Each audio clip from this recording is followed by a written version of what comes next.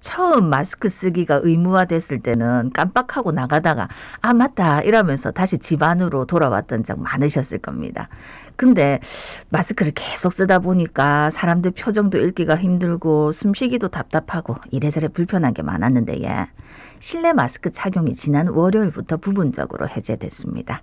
어디에서는 마스크를 꼭 착용해야 되는지 앞으로 어떻게 건강을 지키면 좋을지 자세한 이야기 나눠보겠습니다. 예, 대한가정의학회 코로나19 비상대책위원이시죠. 동아대학교병원 한송호 교수 전화 연결돼 있습니다. 교수님 안녕하십니까? 안녕하십니까? 예, 안녕하십니까? 자, 이번 주 월요일부터죠. 일부 시설을 제외하고는 마스크 착용 의무가 이제 권고로 바뀌었습니다. 여전히 마스크를 꼭 착용해야 되는 곳이 있죠. 뭐 방송을 통해서 많이들 들으셨겠지만 일단 한번 짚어보고 넘어가겠습니다. 예, 우선 그 권고와 의무의 차이를 아는 것이 중요할 것 같습니다. 예, 예. 이 권고는 이제 권한다는 뜻으로 강제력이 없습니다.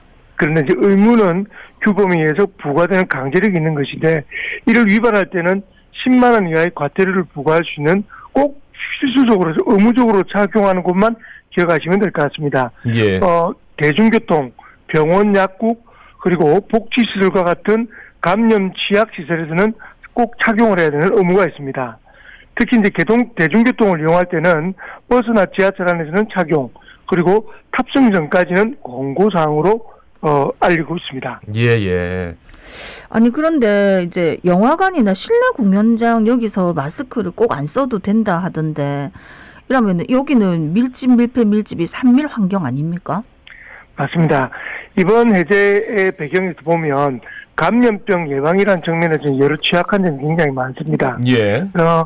이번 실내 마스크 1차 해제는 병원과 시설같이 고위험군의 예방과 관리에 초점이 맞추었다라고 생각하시면 될 것 같고 실내 공연장 같은 경우는 아주 많은 분들이 뭐 합창을 한다든지 이렇게 사실 굉장히 산밀한 환경이기 때문에 이런 부분에서 감염병 예방이라는 부분보다는 정말 고위험 환자들을 주로 관리한다는 측면에서의 정책이라고 이해하시면 될 것 같습니다. 사실 고위험군 환자분들이 뭐 나서서 영화관 가서 영화 보고 공연 보고 그러진 않을 것이다. 그러니까 예. 고위험 환자의 치명률을 낮추는 것이 이제 권고의 어떤 첫 번째 목표다. 근데 어떻게 보면 이제 회사나 학교에서 마스크를 벗으면 지금도 이제 학교에서는 마스크 벗고 수업하는데 그 뭐 어떻게 되는 거죠? 마스크 착용 안 하는 것과 크게 다르지는 않아 보여가지고요. 사실 이전부터 마스크 이게 착용이 굉장히 실제 감염 예방 효과가 떨어졌던 이유는 우리 식당 갈 때도 출입용으로만 마스크를 썼지 맞아요. 예. 밖에서나 안에서나 뭐 마스크 벗고 지내지 않습니까? 네네. 이번 해제 내용도 보면 어린이집이나 유치원 같은 경우에도 아이들 하루 종일 같이 생활하다가 집에 가는 통원 버스에서만 착용을 하느냐 이게 무슨 의미가 있느냐. 예. 그리고 이제 대형 마트 같은 경우에도 매장이나 복도에서는 마스크 다 벗을 수 있다가 마트 안에 있는 약국 앞에서만 마스크를 다시 쓴다. 이게 또 무슨 의미가 있느냐. 나는 좀 약간 세부적으로 보면 조금 맹점도 있는 것도 사실입니다. 그렇지만 이게 완전 해제가 아니라 이 부분에 대한 어떤 상징적 의미로서 아직까지 코로나가 같이 존재하고 있다라는 것을 알린 정도로 이해해 주시고 실제로 효용의 측면에서는 1차 해제만으로도 거의 실내 마스크의 해제와 같은 효과와 거의 비슷하다라고 생각을 하고 있습니다. 예, 근데 제가 이제 다녀보면은 지금 실외도 해제된 지가 꽤 됐는데 거의 대부분의 분들이 쓰고 다니시고 실내에서도 웬만하면 다 쓰고 계시더라고요, 보니까. 예. 그런데 이제, 뭐 이렇게 마스크 해제를 예전부터 요구했던 측에서는 이제 아이들 언어 발달이나 이런 데 굉장히 심각한 영향을 미친다. 이런 얘기도 많았고, 그리고 지금은 권고기 때문에 또 많은 분들이 건강을 염려해서 쓰고는 계신데, 마스크가 전면 해제되면 좀 더 자유롭지 않을까, 이렇게 해갖고, 마스크 전면 해제 시기를 좀 이렇게 궁금해 하시는 분들이 많거든요. 정부는 5월 정도라고 생각을 하고 있지만 사실 이런 모든 실내 마스크 착용 의무가 해제되는 2단계 조정은 코로나 위기 단계가 심각해서 경계나 주의로 떨어지거나 또는 법정 전염병의 등급이 지금 현재 2등급에서 4등급으로 떨어질 때가 가능합니다. 근데 이게 이렇게 바뀌어서 결국 뭐 언젠가 해제가 된다 하더라도 법적 의미에서 이제 권고로 바뀌는 정도로 계속 유지가 될 겁니다. 네네. 이게 코로나가 종식된다는 것을 의미하는 것은 아니기 때문에 지금처럼 사실 좀免疫 떨어지거나 또 그렇지 않더라도 네네. 마스크를 쓰는 이런 습관 자체는 굉장히 특히 겨울철, 겨울 감기나 독감 같은 호흡기 질환을 예방하는 데 굉장히 좋기 때문에 마스크 쓰는 습관은 아직까지는 좀 유지하는 것이 좋을 것 같습니다. 그러니까요. 마스크를 벗어도 되네. 물론 회의할 때는 쓰라고 하는데 예. 회의할 때 벗으면 어떤 사람이 의견 제시했을 때 좀 터무니없는 의견 제시하면 얼굴에 바로 편할까봐 이전에 예. 아니 그래서 일부러 다 쓰고 뭐 열심히 마스크를 더 잘 쓰시더라고요. 근데 지난 30일이죠. 세계보건기구 WHO가 코로나19에 대해서 국제적 공중보건 비상사태를 계속 유지한다. 예. 그러니까 WHO의 지침은 뭐 바뀌는 게 별로 없는 것 같아요. 어떻습니까? 예, 맞습니다. 1년 전보다 상황은 나아졌다는 데는 WHO도 동의했지만 팬데믹을 종료를 선언하기는 좀 이르다라는 결론입니다. 코로나19 하위 변화가 계속되고 있고 그리고 이제 지금 현재 중국 내 사망자가 굉장히 늘고 있는 데다가 예. 사실 중국 정부가 방역 정보를 투명하게 이렇게 공개를 하지 않고 있습니다. 그렇죠. 특히 이제 중국 얼마 전에 춘제라고 중국 최대 명절인 중국 설날 이후로 아마 엄청나게 환자가 증가되고 사망자가 증가되는 증거가 있음에도 불구하고 객관적인 정보를 공개하지 않는 것이 예, 향후에 전 세계 코로나19 상황에 변화를 줄 수 있기 때문에 WHO는 아직까지는 비상사태를 계속 유지하는 것이 맞다라고 판단한 것 같습니다. 예. 근데 반면에 미국은 이제 공중보건 비상사태를 한 5월 11일에 종료하기로 했다 하던데 이거는 왜 그렇습니까?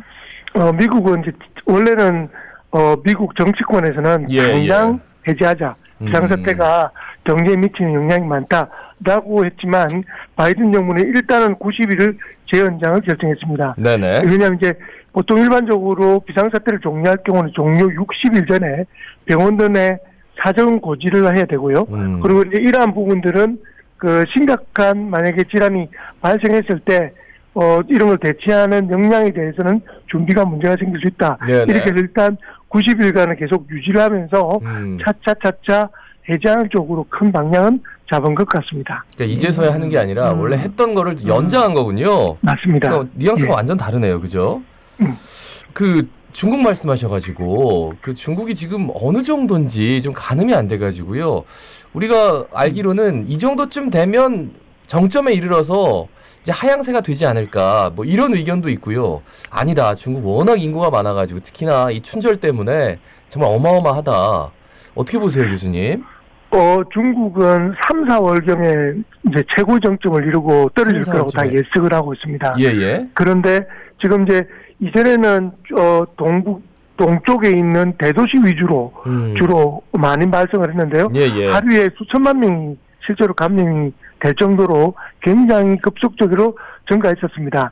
그런데 문제는 춘제라는 것이 시골 곳곳 그리고 아주 산소까지 고향으로 돌아가는 거지 않습니까? 네네. 그래서 의료시설이 거의 제대로 준비되어 있지 않는 시골까지 이번 감염이 많이 퍼지게 된다면 거의 2, 3개월 이내로 대부분의 중국에서 감염이 되고 결국 집단 면역을 이루고 난 뒤에 감소세가 될 것이라고 예측을 하고 있지만 문제는 엄청나게 많은 국민들이 사망할 확률이 높다는 거죠. 예, 그렇지만 공개적으로 오픈하지 않고 다만 우리 중국에도 이제 화장을 할 수 있는 그런 시설 네네네. 그런 곳에 아주 많은 시체가 이제 화장을 준비하고 있다.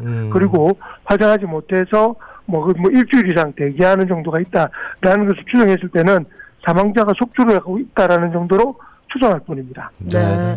우리하고 가까이 있는 나라이기 때문에 또 거기서 확진자가 많이 늘어나면 우리한테 영향이 없을까 걱정이 돼서 한번 여쭤본 거고요.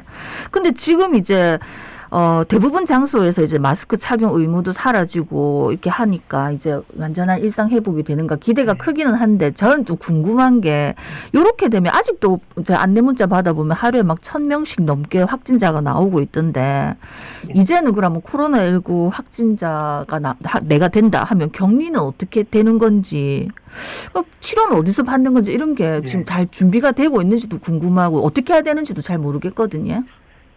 사실 해외에서 속속 격리 의무가 해제되고 있습니다. 네네. 홍콩, 노르웨이, 스웨덴, 스위스 같은 나라에서는 격리가 벌써 없고요. 미국, 프랑스, 캐나다도 공고 정도이기 때문에 꼭 격리를 하지 않아도 됩니다. 일본과 싱가포르는 격리 중에도 만약에 코로나 검사에서 음성이면 중간에 해제가 되거든요. 네네. 근데 이제 우리나라의 경우에는 지금 아직도 7일 격리 의무를 유지하고 있지만 아마 조만간 이 격리 의무를 단계를 하향하거나 또는 일자를 줄이는 형태로 변경할 가능성이 많습니다.